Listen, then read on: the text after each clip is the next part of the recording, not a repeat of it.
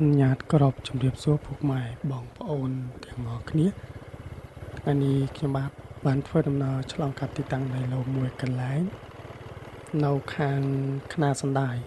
ស្រុកបន្ទាយស្រីគម្រោងដោយលោកនេះដែលពុកម៉ែបងប្អូនបានឃើញស្រាប់ហើយគម្រោងល្អណាស់ដោយដែលក្នុងវីដេអូនេះស្រាប់គឺមើលស្ទើរតែដៃកន្ទុយភ្នែកហើយដោយឡែកផ្លូវដែលកំពុងធ្វើដំណើរនេះគឺជាផ្លូវមេកណ្ដាលគម្រោងធំតែម្ដងខាងឆ្វេងដៃដែលមើលឃើញភ្នំជាក់ស្ដែងនេះគឺជាភ្នំបងប្អូនបងប្អូនគ្នាដោយសារតែខែវស្សាយើងឃើញស្រាប់ហើយនៅក្នុងបរិវេណគម្រោងគឺពោពេញទៅដោយស្មៅតូចៗនិងស្មៅហើយឃើញថាទេសភាពស្អាតគឺថតជូនដល់បងប្អូនទាំងអស់គ្នាបានទស្សនាផ្ទាល់តែម្ដងទៅគម្រោងដែលលើនេះគឺធំល្អណាស់បើវាដំណើរការដោយរលូនតែយើងឃើញថាគម្រោងជាក់ស្ដែងនៅខាងលើនេះគឺដូចជាមិនដំណើរការល្អទេពីព្រោះឃើញថាមួយរយៈពេលប្រហែលឆ្នាំមកនេះបើយើងនិយាយពីបញ្ហាសេដ្ឋកិច្ចគឺមិនដំណើរការល្អនោះទេ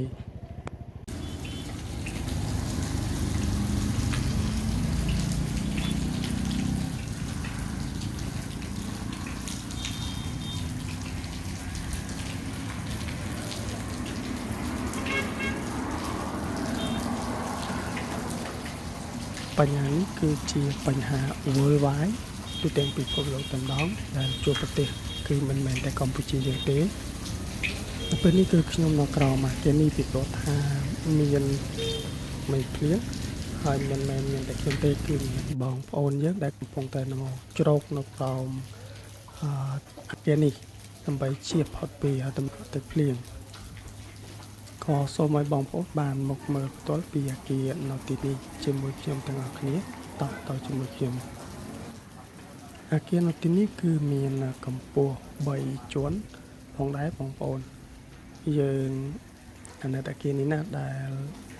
ធ្វើមិនទាន់រយល់ហើយត្រូវមកហាលលៀងហើយនឹងហាលកម្ដៅ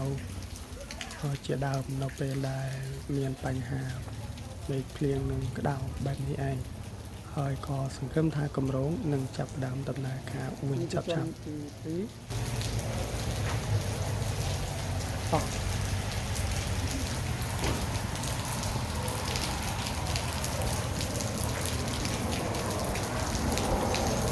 ចំទីយើង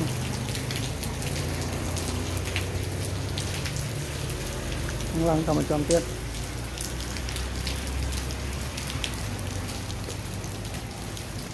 មើលកំពុងតែភ្លៀង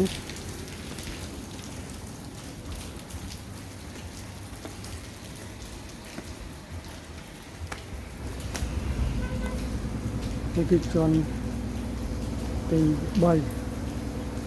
ខ្ញុំឡើងដល់ជាន់ទី3ហ្នឹងណាអូខេ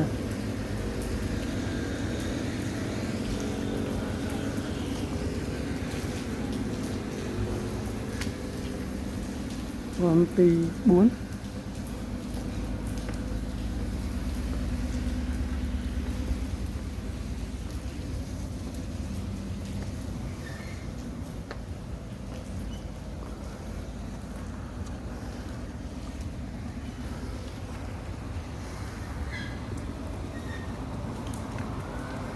នេះ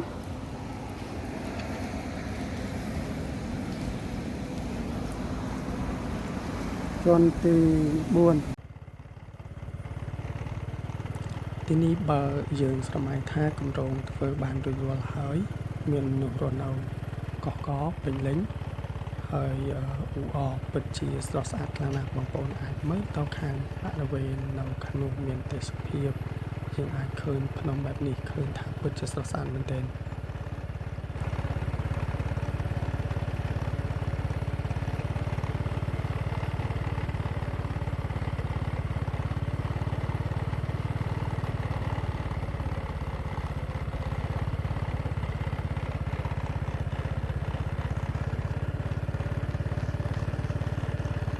ទីនេះក៏ជាគម្រោងមួយ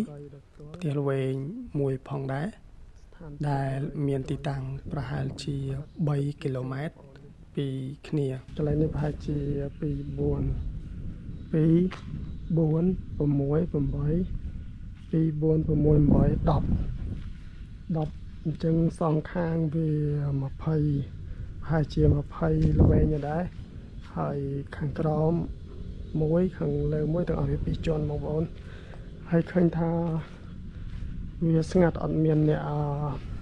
មកនៅទេនៅក្នុងបរិយានេះហើយយើងដឹងស្រាប់ឥឡូវសេដ្ឋកិច្ចហើយដល់ណាហើយមកទីនេះគឺជាគម្រោងដែលនឹងធ្វើនាពេលខាងមុខយើងឃើញថាគម្រោងមួយកន្លែងគឺមានទីតាំងល្អណាស់នឹងមិនច្បាស់កាសដែរអំពីថាគាត់ទិញឬមិនទិញមិនដែរយើងឃើញជាក់ស្ដែងគឺអត់ទាន់មានមនុស្សមនោទេហើយនេះ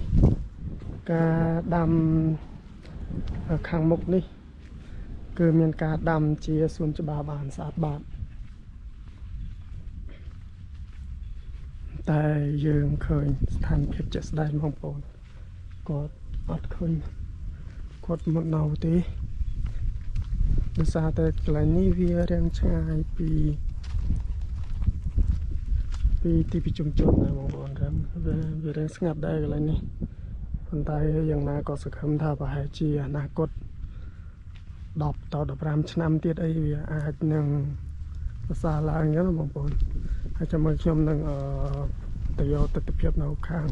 ហើយមានទេសភាពក៏ស្អាតផងដែរ